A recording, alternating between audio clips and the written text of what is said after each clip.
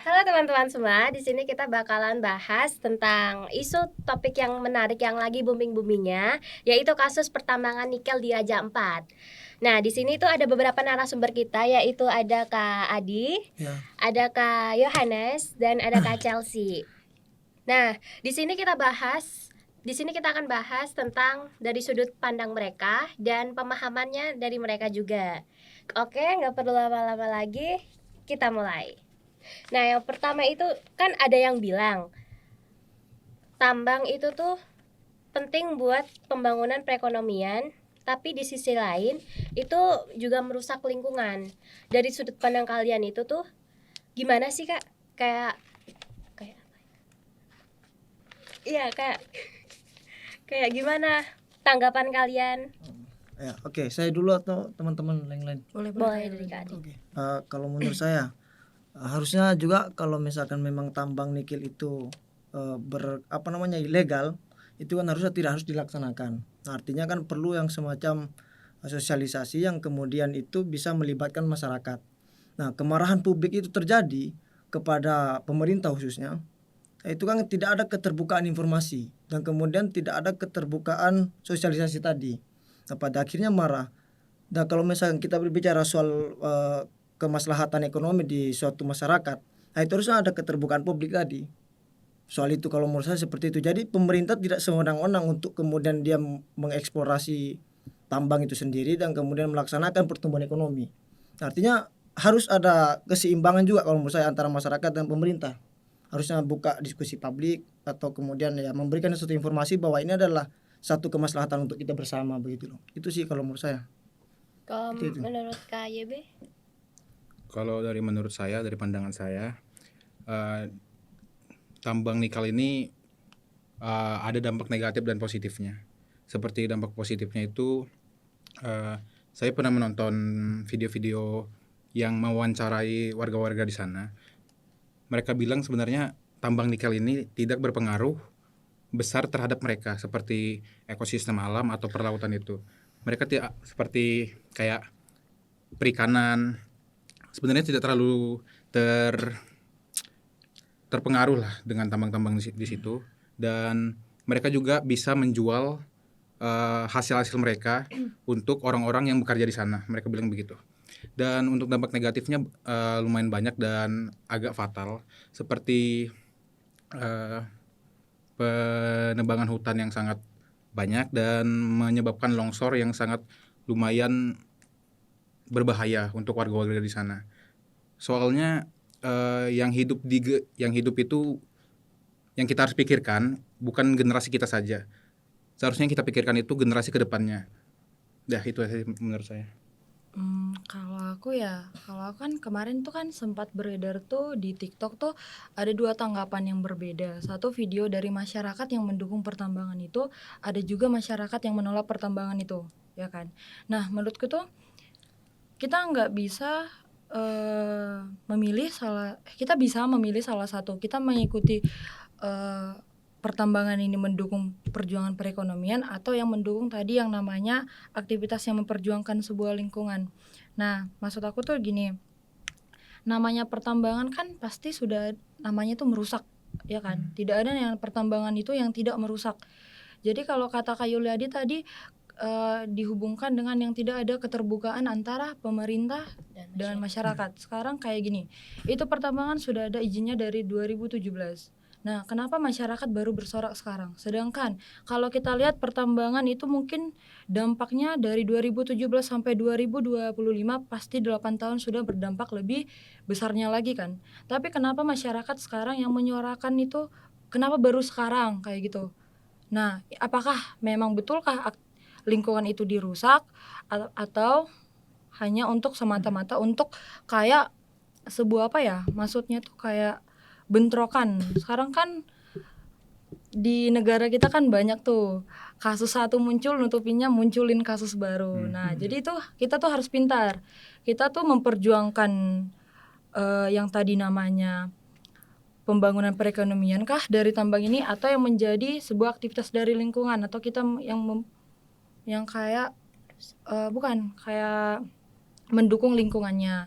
Lagian juga kan itu tambangnya itu kan bukan di Pianemo ya, yang bukan di Raja Ampat, tapi di Pulau Gak ya. Pulau Gak ya memang satu kabupaten sama Raja Ampat gitu. Dan sekarang ya menurut aku, analisis aku sendiri, tidak ada masih yang dikatakan tambang itu yang merusak dari salah satu destinasi di Raja Ampat. Ya mungkin dari aku kayak gitu.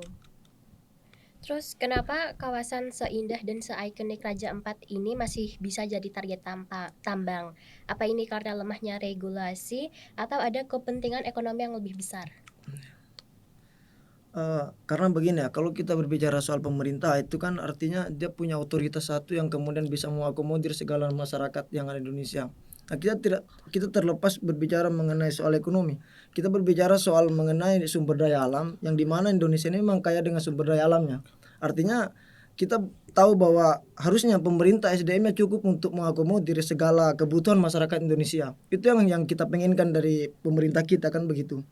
Cuman di sisi lain, terlepas dari itu, pemerintah kita tidak selalu bahasanya itu selalu mengambil seolah-olah sewenang-wenang menjalankan otoritas itu sendiri. Nah, itu yang kurang kita sukai dari pemerintah kita begitu. Nah, tidak terlepas juga kita berbicara soal ini isu menarik juga menurutku di kepulauan saya juga itu mau ditambang migas, yang dimana juga itu kemarin sempat dengar isunya di berbagai kalangan masyarakat Kangean. Di sana juga mau ditambang yaitu migas, soal minyak bumi gas. Nah, itu tuh yang menurutku menarik. Nah, pada akhirnya ada kemarahan publik yang dimana masyarakat Kangean mengadakan aksi. Nah, artinya kan tidak sepakat dengan persoalan itu. Tapi bagaimana kemudian pemerintah untuk menjalankan cara-cara atau strategi yang kemudian mengakomodir masyarakat untuk mempercayai mereka, itu yang kurang sebenarnya. Itu yang kurang untuk menarik itu. Nah, pertama dia menghadirkan konsultasi itu tapi tidak dilibatkan semua masyarakat Kepulauan Kangean. Nah, itu yang kurang. Nah, pada akhirnya informasi itu terpotong sehingga ada yang pro dan ada yang kontra. Nah, itu yang sulit dan itu yang tidak bisa kemudian diakomodir oleh masyarakat, oleh pemerintah kita. Seperti itu. Nah, berbicara soal ekonomi tadi dan lain-lain lah, kalau menurutku juga ya harusnya pemerintah bisa lah untuk kemudian menghadirkan strategi-strategi yang dimana supaya tidak ada kemarahan publik tadi. Seperti itu sih kalau menurut saya. Soal apa tadi? Soal pemerintah ya ini ya. Ya, soal pemerintah yang tadi. Kenapa Raja Ampat tuh dijadikan tambang nikel? Iya. Bisa Ya, jadi target. Kan akhirnya sekarang kan musim juga soal tambang ini kan di mana-mana masuk gitu loh. Ya, semenjak Bahlil kan menjadi SDM juga kan, Kementerian SDM kan. Itu bukan di Raja Ampat juga sebenarnya. Di berbagai kalangan juga ya isu hangat sekarang soal tambang, yang soal tambang apapun lah ya bahasanya. Soal tambang nikel, emas dan lain-lain itu masih hangat juga. Seperti itu sih kalau menurutku ya. Menurut Kak Chelsea atau Kak Yohanes? Aku. Boleh. Nah, dari aku tuh kayaknya biar jangan ini ya, kan sekarang kan kebanyakan tuh kita tuh ngikutin apa yang dibilang kata teknologi kan. Boleh nggak pertanyaan itu nanti jangan Raja Ampat. Ini kan kita maksudnya tuh yang kesalahpahaman terjadi di media sosial itu. Oke. Raja Ampat, padahal kan sebenarnya tidak Raja Ampat. Tapi yang diisukan di media sosial Raja Ampat itu yang menimbulkan kesalahpahaman. Nah, jadi kita kebanyakan jadinya kita tuh kurang literasi, jadi minim ini riset. Nah, itu jadi menimbulkan. Nah, balik lagi ke pertanyaannya tadi. Kenapa pemerintah Kenapa kawasan Raja Ampat ini yang indah masih bisa-bisanya jadi target tambang? Nah, sebenarnya kayak gini. Pianemo dan Pulau Gak itu berbeda, pulau yang berbeda. Kalau Pulau Gak itu pulau yang mengandung nikel. Sedangkan kalau Raja Ampat itu tidak mengandung nikel. Lagian secara logikanya, ini menurut aku ya, secara logikanya pemerintah tidak mungkin merusak Raja Ampat, apalagi itu kan wisata yang sudah di-ACC oleh UNESCO. Nah, yang pasti mereka tuh salah satunya itu pasti kena tindakan dari UNESCO. Karena kejadian juga di tempatku di Danau Toba kemarin dirusak, kena juga pemerintah setempat dari UNESCO. Nah, sedangkan dari di Pulau Gak ini kenapa ditambah ya, karena berpotensi besar dalam yang tadi dibilang, apakah tambang ini bisa menumbuhkan pertambangan perekonomian atau merusak lingkungan. Nah, menurut aku tambang nikel ya bisa memperbarui atau membagusi ini kita perekonomian di negara kita. pendapatan negara kita jadi ada. Karena kan di negara kita ini, negara Indonesia merupakan memproduksi nikel terbesar di dunia. Jadi apa salahnya kalau kita yang di negara ini mengambil yang ada pada kita gitu, daripada kita selalu impor dari luar, lebih baik kita mengambil apa yang ada di kita. Tapi kan rusaknya lingkungan itu gimana? Flora Nah, faunanya mau dikemanain? Kan sekarang tidak jelas toh itu rusaknya. Ada nggak sekarang berita dari Raja Ampat atau wisata Raja Ampat yang bilang Raja Ampat itu sudah rusak? Sebenarnya bukan seperti itu ya. Sebenarnya yang kita lihat ini untuk kedepannya. Nah, Kedepannya bisa saja terjadi gara-gara penambangan itu nah, muncul akan bencana-bencana yang akan datang. ya, Itu kan perusakan kan, tambang itu perusakan. Dan memperbaiki hal itu bukan butuh waktu yang sebentar, butuh waktu untuk bertahun-tahun untuk menutupi tambang itu. Nah, menurut aku tuh itulah yang namanya regulasi. Perusahaan yang menambang itu kan meregulasi dengan mengimbangkan kerusakan dengan adanya regulasi. Yang apa? Penanaman pohon. Oke. Mereka kan juga melakukan penanaman pohon. Tapi coba kita lihat, pertambangan itu sudah 8 tahun dilakukan. Apakah ada yang sekarang dampaknya ke Raja Ampat? Tidak ada kan? Dan itu kita digoreng-goreng oleh media yang namanya AI. Kita digoreng-goreng oleh media yang namanya AI. Dan itu pun saya rasa ya, ini 100% aku tebak ini, yang semua yang ada yang ngebagiin mungkin di TikTok atau apa saya Raja Ampat tuh pasti yang kemakan AI sih itu sebenarnya, tanpa kita riset dahulu. Tapi bagus kok, dari komentar dari Abang Adi aku kasih memang masukannya juga masuk aku, dari YB juga bagus banget aku. Jadi menurut aku kayak kita tuh memang pandangan kita mungkin berbeda-beda ya. Dari aku sih kayak gitu. Belakangan ini kan muncul seperti di media sosial dan ada tagar turunkan Bahlil dari menteri di media sosial. Menurut kalian, ini tuh kalian melihat hal itu sebagai bentuk kritik yang wajar atau gimana? Apakah itu berlebihan atau justru mencerminkan suara rakyat? Ya, selagi itu selagi itu adalah kemarahan publik, kalau menurut saya fair-fair aja dong gitu loh. Artinya banyak yang nggak sepakat dengan kepemimpinan Bahlil sebagai Kementerian SDM yang barangkali itu bisa saja maksudnya menyalahgunakan otoritas yang dia percaya oleh publik. Artinya kan mereka juga nggak bakalan naik tanpa kita. Itu kan yang harus kita perlu sadari bersama-sama.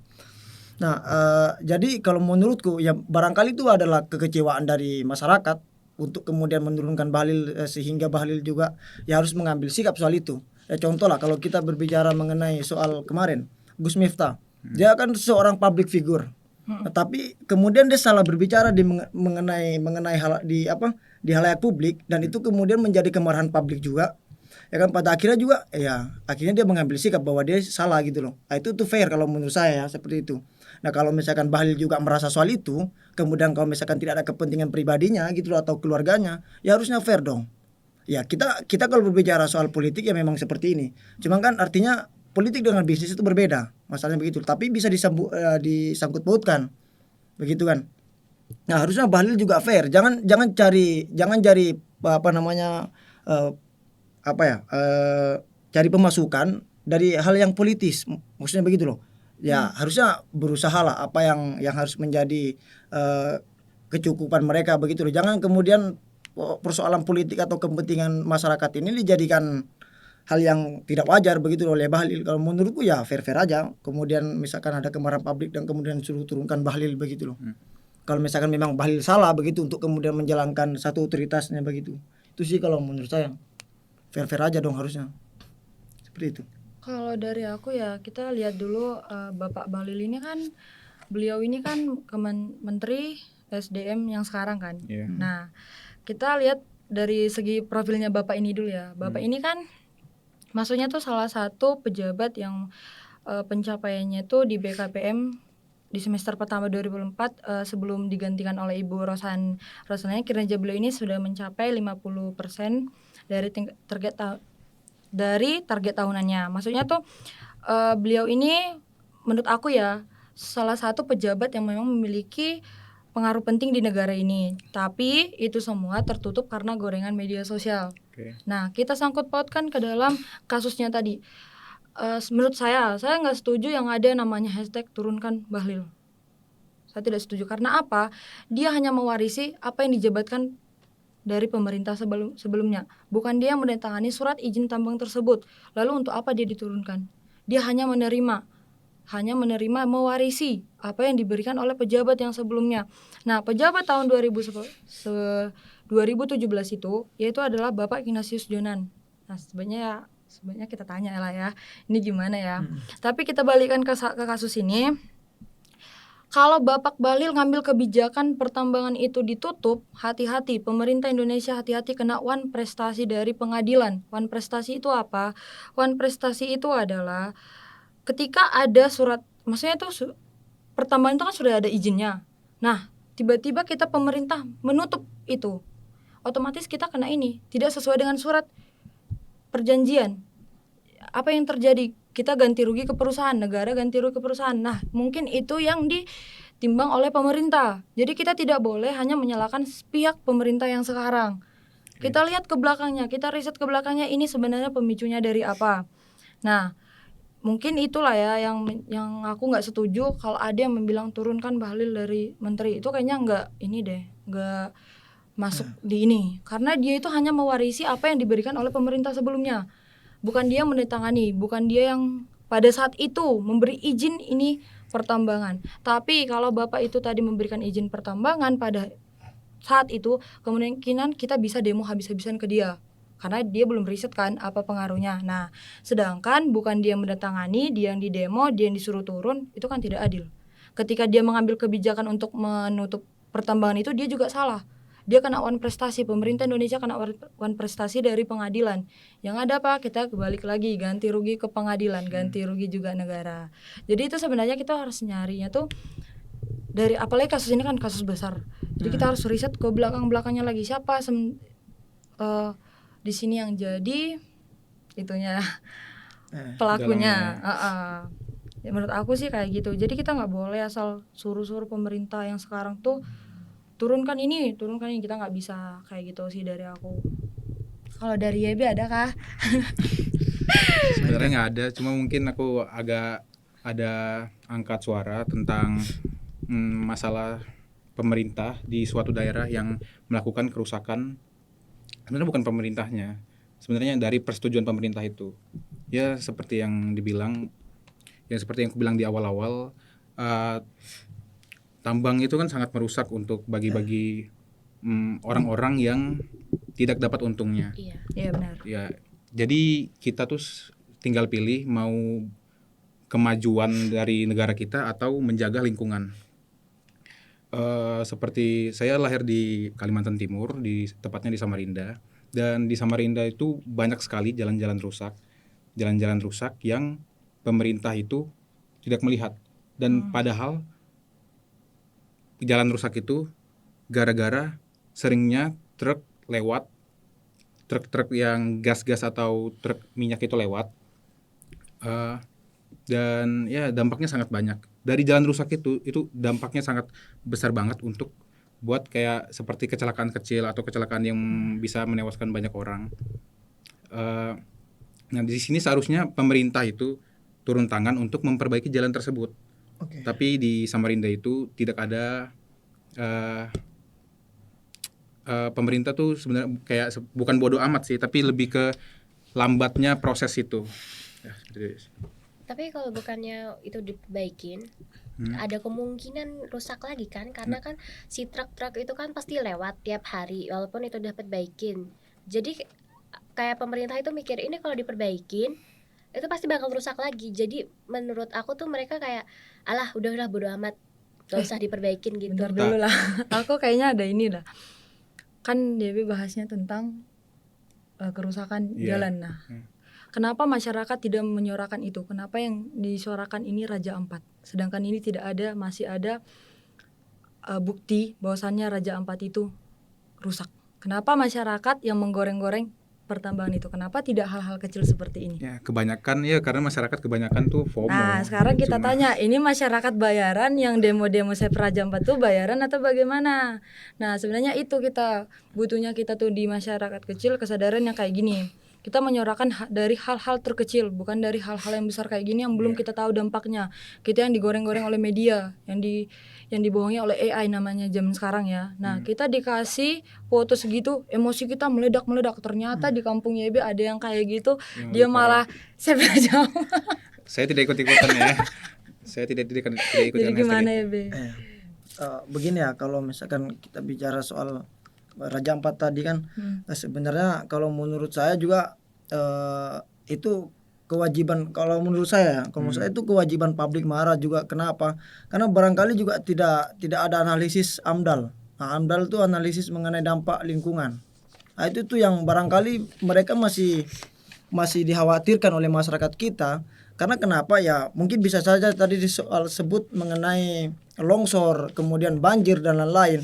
Padahal ya walaupun memang tidak dampaknya ke Raja Ampat ya maksudnya di Pulau Gak itu. Ya barangkali takutnya kalau misalkan mereka masih nyaman dengan hal yang semacam itu dan kemudian merasa bahwa ternyata enak nih, masa untuk kemudian kita menghasilkan tambang nih. Nikel lah terbesar tadi dibilang soal ini kan terbesar di dunia kan kalau soal Indonesia. Memang Indonesia kaya dengan sumber daya alam kan. Tapi ya soal memproduksi memang kurasa masih minim soal itu. Karena ya lagi-lagi kemampuan soal kemampuan inilah ya, kemampuan berpikir lah soal itu kan. Harusnya hadirkan strategi bagaimana caranya apa juga kan.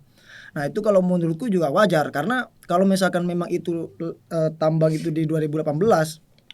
Nah, kalau misalkan Bahlil tidak sepakat, kenapa tidak putuskan juga kalau mengenai berbicara soal One Press One Press dari pemerintah Iya, pengadilan. Iya, tapi pada hari ini kan kita lihat bahwa Prabowo juga ikut bersuara soal itu dan pada akhirnya tambang itu dihentikan.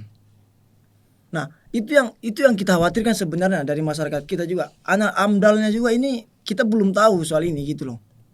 Analisis mengenai dampak lingkungan. Kalau menurutku seperti itu. Jadi ditakutkan atau dikhawatirkan oleh masyarakat kita itu terjadinya pada lingkungan itu yang rusak, ekosistem dan lain-lain. Kita tahu bahwa masyarakat Kepulauan Kangean juga yang kebanyakan itu petani, nelayan dan lain-lain. Nah, bayangkan kalau itu dijadikan tambang, bos, gitu loh. Ya kan? Kalau menurutku pada akhirnya pemasukan mereka di ekonomi itu berkurang. Nah, itu tuh mungkin yang barangkali kan bisa kita diskusikan di sini begitu. Tapi yang aku riset ya Kak Di, ini izin tambang tuh sudah dari persetujuan AMDAL di tahun 2004 melalui Kepres nomor 41 yang disetujui oleh Ibu Megawati. Nah, sudah di-ACC oleh Ibu Megawati, oleh pemerintah itu. Terus sudah diberi izin. Lalu apa yang jadi permasalahannya sekarang? Kalau kita berbicara, kita berbicara mengenai masyarakat kita kan. Kira-kira masyarakat kita juga mampu nggak maksudnya mengkonsumsi informasi yang sekencang itu kan. Itu yang menjadi juga persoalan sebenarnya. Kalau menurutku, kira-kira kalau misalkan nggak mampu, ya kita wajarkan aja begitu kan. Karena memang ya di Indonesia kita tahu lah bahwa banyak minim literasi, minimnya juga kemampuan. Ada beberapa yang kemampuan, cuman apakah mereka mendapatkan satu sarana untuk kemudian mengembangkan kemampuan mereka gitu loh. Kan belum tentu. Masalahnya banyak orang-orang kita kadang kita masih miskin, bos. Banyak, maksudnya sorry banget lah ya, sorry banget aja gitu loh. Kita masih miskin masalahnya. Sedangkan target kekayaan, bukan target kekayaan, maksudnya minimnya di Indonesia kita masa bukan minim sih, tapi kayak apa ya, mencapai kekayaan kita tuh pengeluaran satu hari 15.000 atau 25.000. Itu kau bayangkan aja kita mahasiswa, bos, 100.000 satu hari. Bayangkan aja gitu loh, kita udah kaya banget gitu kan. Tapi itu kembali lagi soal mengenai ini tadi kan, kira-kira apakah semua mendapatkan keadilan gitu loh, kan belum tentu. Apakah semua mendapatkan pendidikan, kan belum tentu juga. Nah, sebenarnya arahnya ini kemana juga kalau misalnya kita berbicara soal kemaslahatan negara kita gitu loh. Ya harusnya kalau memang negara untuk kemaslahatan masyarakat kita, ya udah dong penuhi juga kebutuhan masyarakat kita. Nah, jangan sampai juga menjadi satu kepentingan bagi mereka aja. Gitu loh yang kupinginkan sebenarnya dari pemerintah kita, biar ini kan soal AMDAL tadi kan.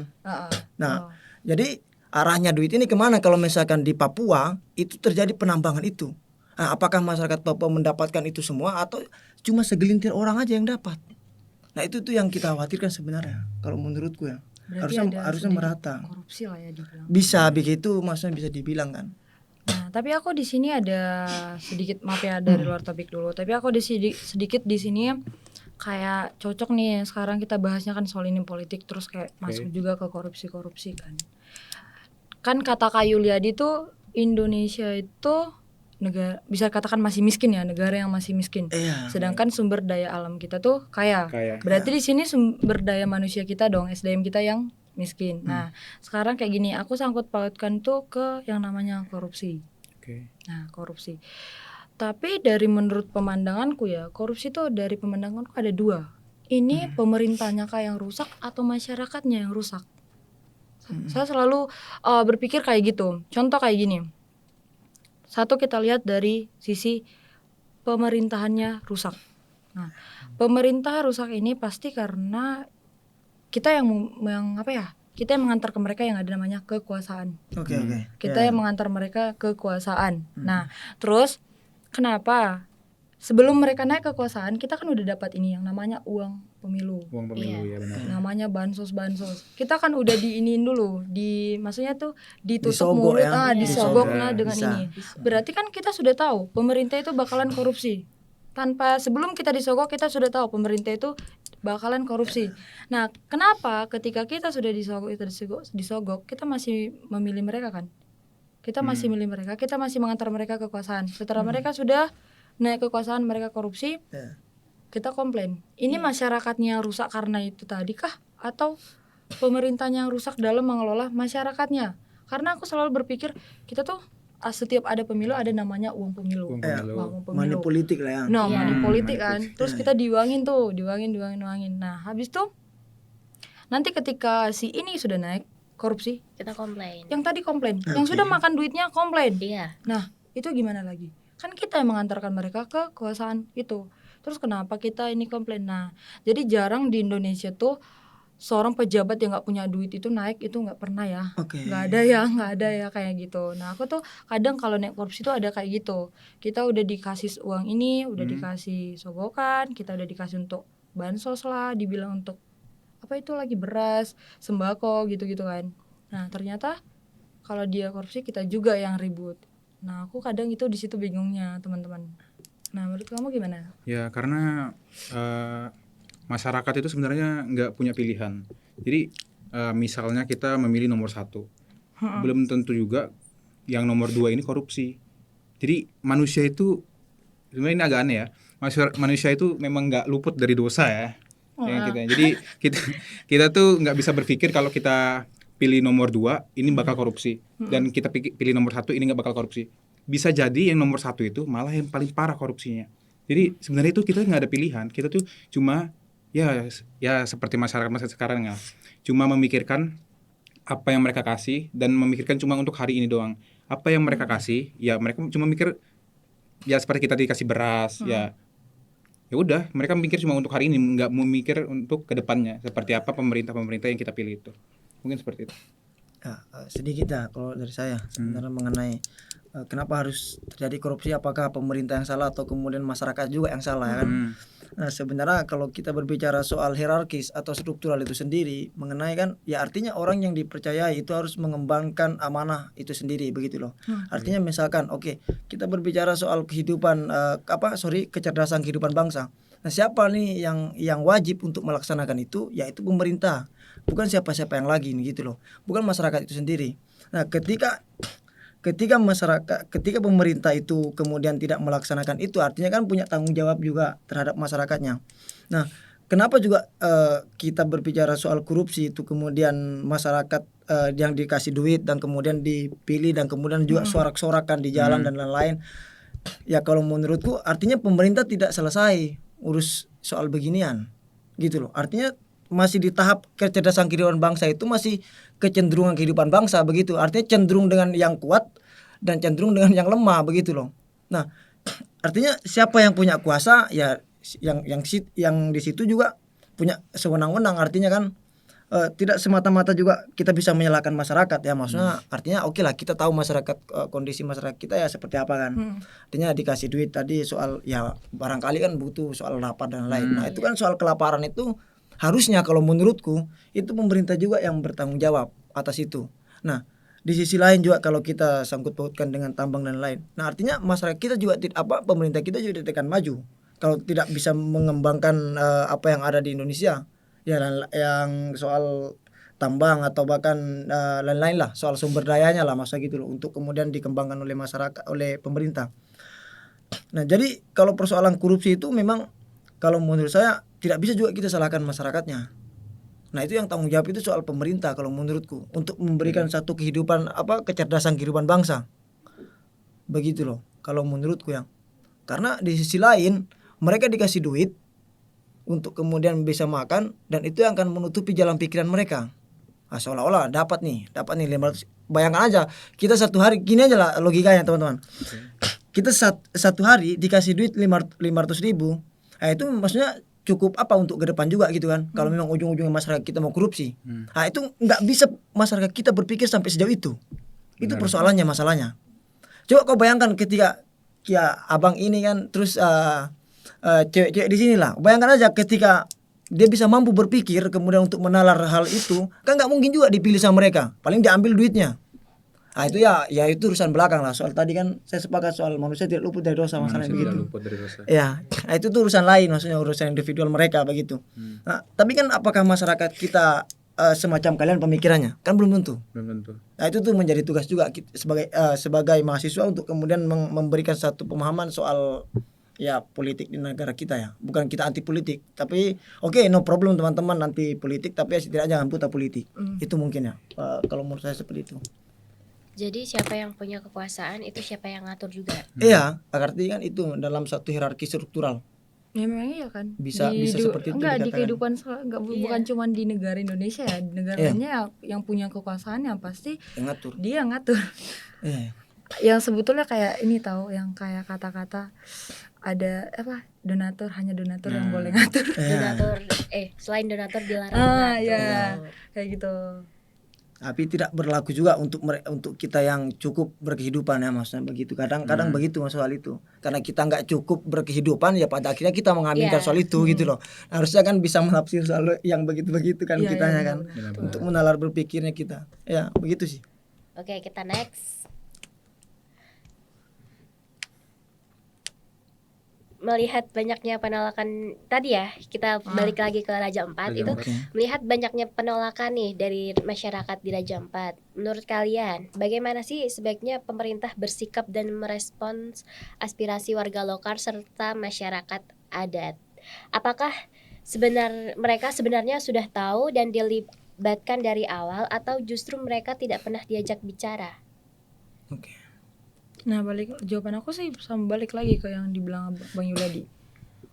Mereka tanda tanyanya, mereka diajak kah dalam waktu ini surat tambangan ini diizinkan? Itu yang menjadi tanda tanya. Cuman yang menjadi tanda tanya sama aku tuh, masa sudah bertahun-tahun lamanya baru kali ini ada buzzer segitu, dan yang kena pun belum sampai ke Raja Ampat. Dan sedikit informasi yang aku tahu, yang aku jelajahi riset ya. Itu kan namanya tuh ada yang namanya regulasi. Mereka udah menambang tapi mereka menanam pohonnya lagi kan. Nah, dan menurut yang aku lihat dari di kondisi sekarang di Pulau Gak yang sekarang di up oleh beberapa orang, yang menurut aku belum ada sampai menyebarnya tuh belum ada sampai parah banget gitu. Mereka imbangi dengan yang namanya regulasi tadi. Cuman yang aku jadi pemicu utamanya, kenapa ini bumi-buminya yang dikenakan ke Raja Ampat gitu. Ini gorengan media ini gimana gitu. Saya boleh bertanya? Boleh. Apakah regulasi itu benar akan fix dilakukan atau tidak? Soalnya di Kalimantan ya, itu banyak sekali tambang-tambang yang habis selesai dikeruk terus ditinggalkan. Tidak ada perbaikan. Jadi longsor, banjir itu sering banget terjadi di sana. Nah, menurut aku dari ini ya yang aku udah pelajari tentang PT ini, menurut aku ya beda-beda ya, setiap ini beda-beda. Itu kan PT-nya itu beda mungkin ya. Sedangkan ini PT GAK ini adalah anak dari PT Antam. Ya kita tahu PT Antam ini yang berperusahaan Cina. Nah, dan mereka udah buat pernyataan ke pemerintah, bukan ke pemerintah tapi ke masyarakat luar kalau mereka selalu melakukan regulasi itu ya. Makanya dampaknya tidak sejauh ini tidak ada, masih berdampak ke Raja Ampat. Tapi yang masih pertanyaannya, kenapa disangkut pautin ke Raja Ampatnya tadi? Itu yang jadi kontroversi sekarang. Kenapa tiba-tiba membludak itu? Kenapa tidak menyorakan yang di pertambangan lainnya? Balik lagi, pertambangan itu kan tidak ada yang namanya melestarikan ya, pasti yang namanya merusak namanya juga pertambangan ya kan. Nah, kalau misal YB tadi bilang di Kalimantan, coba kenapa YB tidak menyorakan yang di Kalimantan? Padahal sudah jelas-jelas itu.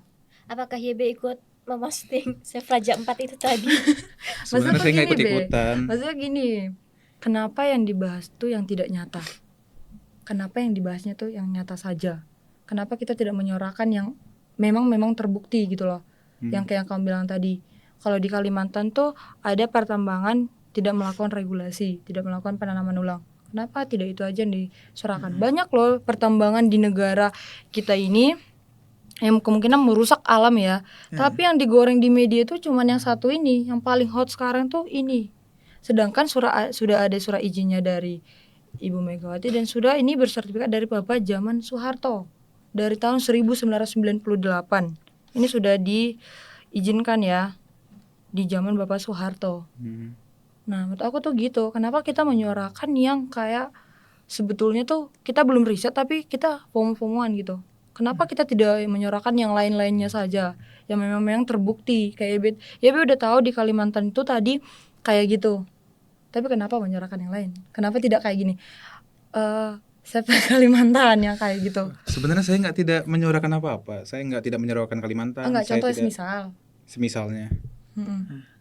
Semisalnya maksudnya? Ya semisal kalau kamu kayak masyarakat yang di medsos tuh, kenapa tidak ya kayak Tidak kamu tadi bilang menyuarakan hal-hal Kalimantan. kecil saja. Ya, karena tanya kepada masyarakatnya. Mereka tuh cuma mengikuti hal-hal yang ramai saja. Mereka cuma ya FOMO, kebanyakan 90% mungkin masyarakat di media sosial itu cuma FOMO. Apa yang orang-orang yang paham suarakan, mereka cuma ikut itu karena ya supaya dilihat-lihat orang lah. Oh, orang ini paham politik, orang ini cinta alam, ya seperti itulah. Berarti di Kalimantan Wah, kalau di Kalimantan itu sudah banyak sekali tambang yang tidak diregulasi, Nah. banyak sekali. Nah, harusnya kan kita menyuarakan itu kan. Nah, harusnya. Betul, seharusnya. Sedangkan berpengaruh banget ya, Be, sana. Lumayan lah ya. Gede ya. Gede. Oh, Bisa. banyak duitnya, Be. Iya, duitnya banyak ya. Lumayan lah. Ayo kita bahas yang lain dulu. Oke. The next question. Secara umum pertambangan khususnya tambang nikel itu kan pasti bawa dampak positif dan negatif. Menurut kalian itu baiknya atau buruknya yang lebih dominan dari dampak itu tuh? Buruk. Jelas buruknya sih. Pasti buruk karena pertambangan itu merusak. Walaupun memperkaya perekonomian Indonesia, ya namanya merusak ya merusak. Iya. Karena udah dirusak terus merusak yang lainnya, ya dampaknya negatif, kebanyakan negatif sih. Kalau Tapi dari aku. katamu tadi ada namanya regulasi. Regulasi. Tergantung juga kan perusahaannya yang tadi aku bilang. Ada perusahaan yang sadar, ada yang tidak. Memang perusahaan tersebut yang kamu ngomong itu udah fix bakal regulasi. Maksudnya sebelum-sebelumnya mereka tuh sudah. Ya, mereka sudah regulasi dan aku juga kemarin sempat wilayah ada Ya, tonton contohnya. Aku nontonnya tuh bacanya tuh di Kompas ya. Tahu Yeah. kita kan Kompas tuh memang apa ya? Iya. Sebuah berita media yang memang betul dipercayai. Iya, benar. Nah, mereka tuh udah mengeluarkan kalau mereka melakukan regulasi. Nah, makanya kenapa dibilang kan itu pertambangannya tidak ditutup. Itu kan tidak ditutup, tidak Iya. diberhentikan kan, tapi diberhentikan sementara. Karena apa? Karena pemerintah datang ke tempat itu untuk apa? Evaluasi. Nah, itu fungsinya kenapa pertambangan itu ditutup sementara. Biar pemerintah membetulkan benarkah kata dari PT ini mereka melakukan regulasi. Mereka evaluasi dulu ke tempatnya. Evaluasi dilihat dulu apakah benar terjadi ada penanaman kembali atau apa. Nah, jadi sebenarnya itu pemerintah sekarang lagi meninjau, lagi mengevaluasi sekarang, makanya proyek pertambangan itu ditutup sementara, bukan ditutup secara permanen, teman-teman. Tahu aku yang aku riset itu ya. Jadi pemerintah itu nutupnya sementara doang. Dan perusahaannya juga meng-ACC ya. Yang kita tahu kan ada 12 perusahaan Iya. dan ada beberapa yang tidak ada izinnya Iya. dihentikan. Nah, sedangkan PT yang sudah dapat izinnya nih tidak dihentikan kan? Karena ada tadi apa? Dia sudah dapat surat izin. Nah, Udah legal. udah legal kan? Jadi udah pemerintah datang dulu membenarkan apakah mereka benar yang dikatakan tadi sudah regulasi atau belum. Jadi itu makanya kegunaannya pemerintah menutup sementara pertambangan itu biar mereka evaluasi dulu. Seberapa besar dampaknya ini, seberapa besar mereka udah melakukan regulasi ke dalam ini. Oke, gitu yang aku temuinnya. Perusahaan yang masih beroperasi dan bahkan menggugat balik ke perusahaan itu tuh langkah maju atau masih setengah hati sih menurut Maksudnya? kalian? Maksudnya itu pemerintah kan udah mencabut beberapa izin tambang. Ya. Oke. Nah, tapi ada juga perusahaan yang masih beroperasi dan bahkan menggugat balik ke pengadilan. Nah, menurut kalian itu tuh sebuah langkah maju atau masih setengah hati gitu? Maksudnya tuh kayak ada salah satu dari beberapa perusahaan ini yang Iya. udah ngegugat pemerintah gitu. Iya. Ya balik lagi kata Bang Yuladi, kata Kak Yuladi kan itu sudah, maksudnya gini, apa yang sudah ada izinnya berarti itu sudah legal, tidak ilegal lagi. Balik lagi, ini dari 12 perusahaan ini semua dapat surat izin kah? Kita tidak tahu. Tapi yang kita tahu hanya satu PT yang dapat surat izinnya. Menurut risetku ya, menurut risetku aku nggak tahu dari pandangan masyarakat, tapi menurut risetku cuman dari tahun 2004 yang dapat surat izinnya itu cuman PT GAK ini doang. Oke. Tidak dari PT yang sebelum-sebelumnya. Aku nggak tahu, aku nggak riset, tapi aku fokusnya ke PT GAK ini doang. Ini sudah dapat surat izin dari Bapak Soeharto tahun 1998 dan sudah mulai beroperasi tahun 2017 karena surat izinnya keluar pada saat itu. Itu yang. Tapi kalau untuk PT-PT sebelumnya mungkin itu legal. Ilegal, masalah ilegal. Makanya dilaporin mereka ngelaporin lagi gitu. Menurut aku sih kayak gitu. Pokoknya yang pemeran utamanya tuh di sini ya PT GAK-nya tadi, PT Antamnya tadi. Karena mereka yang pegang surat izinnya tadi.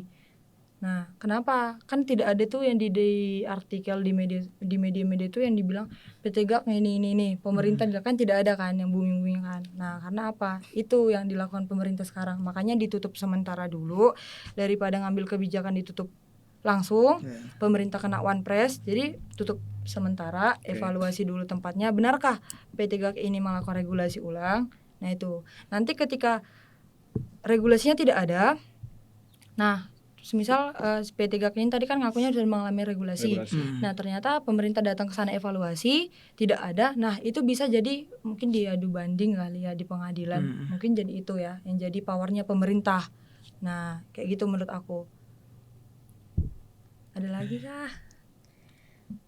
Menurut kalian itu kita kan sebagai masyarakat kan terutama yang aktif di media sosial itu tuh juga ikut andil dalam kerusakan kawasan seperti Raja Ampat karena terlalu overpromote tempat wisata tanpa memikir dampaknya. Itu gimana tuh?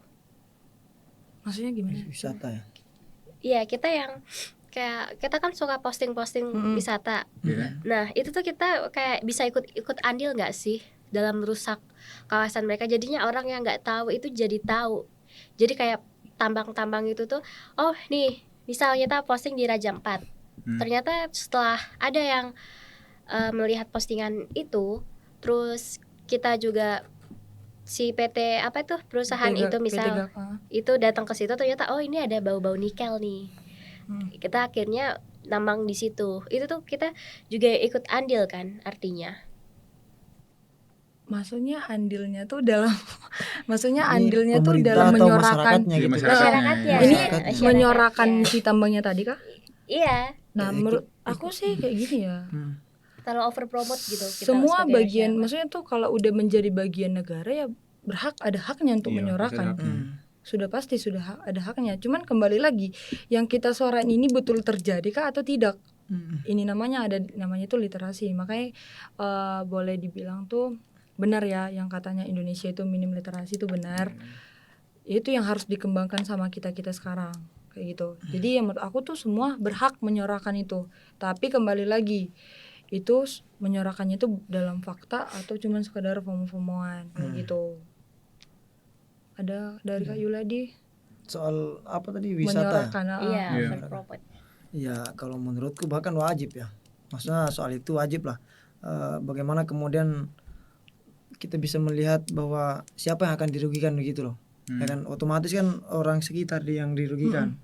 Nah artinya kalau yang kita khawatirkan ketika itu dieksplorasi atau bahkan bahasanya pembangunan tapi bentuknya eksploitasi, nah itu kan bahasa inilah bahasa tinggi ya. Bukan bahasa tinggi sebenarnya, bahasa pemerintah begitu, kedoknya pembangunan tapi ujungnya eksploitasi, masalahnya begitu kan. Nah, itu barangkali teman-teman mendengar soal itu kan. Nah ya kalau menurutku wajib soal itu, maksudnya bagaimana kemudian siapa yang dirugikan, nah itu pasti jelas masyarakat sekitar. Nah dan yang akan merasakan dampak juga masyarakat sekitar. Kan nggak mungkin maksudnya pemerintah datang dan kemudian cuma mantau begini, oke, kerjakan di sebelah sana keruk sampai 6 meter ke dalam misalkan, karena paling begitu kerja di pemerintah kan, Iya, nggak benar, mungkin benar. dia turun ke lapangan begitu. Cuma mandor doang ya. Iya, Ah. begitu kan. Yang kerja kan pastinya otomatis masyarakatnya. Iya. Nah, artinya ya oke, dapat point of view tuh di sana. Pastinya mereka kerja ya udah digaji. Gak mungkin dong nggak digaji. Iya. Kalau nggak digaji kan marah juga pastinya masyarakatnya kan. Mm-mm. Udah dikeruk katanya kan kita, tapi nggak digaji juga, bahaya juga pemerintah ini katanya kan. Hancur Kan gitu juga. pasti ya, hancur juga barang ini katanya. Aduh. Nah, itu jadi kalau menurutku juga ya harus fair-fairan lah soal ini kan, maksudnya antara pemerintah dan masyarakat itu memang harus seimbang jalannya begitu loh. Tapi ya untuk soal legal atau regulasi tadi, terus soal hierarkis kan masyarakat nggak punya itu. Iya. Yang punya itu kan ya otoritas lah, maksudnya begitu. Maksudnya yang otoritas bilang pemerintah lah, maksudnya yang punya itu kan. Kita kan bedanya sama mereka cuman ya di bagian itu doang gitu loh. Kalau kita bicara soal sisi kemanusiaan ya kita sama-sama manusia. Walaupun beda iman ya tetap kita manusia gitu kan. Kan nggak ada bedanya juga. Cuman ya mereka kita percayai ya pada akhirnya ya udah.